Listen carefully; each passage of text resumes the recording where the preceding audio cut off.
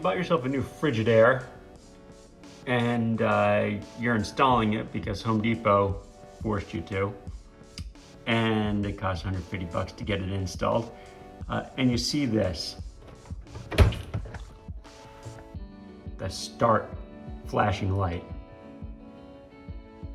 So you take it apart. That's the right thing to do when you really don't know what's going on and nobody's really gonna help you.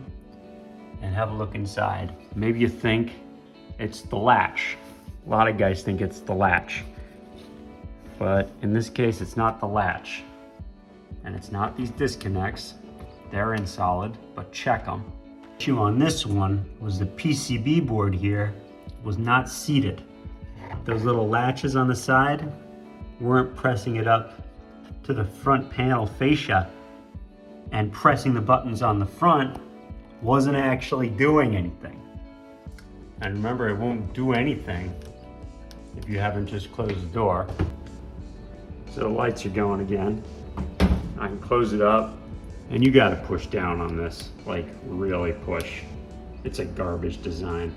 So it'll do normal temp. It doesn't let you do high temp, or it does let you do high temp on normal.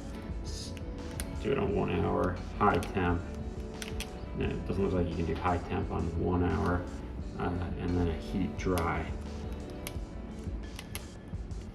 And then a nice hard press to start it. And there it goes. You just barely hear it, the water's filling up. And you can cancel it. Nice hard press. The other lights turn off when you do a hard press to cancel, and then it goes through a draining the bucket cycle. And that's about it. They don't make things like they used to. Thanks, Frigidaire.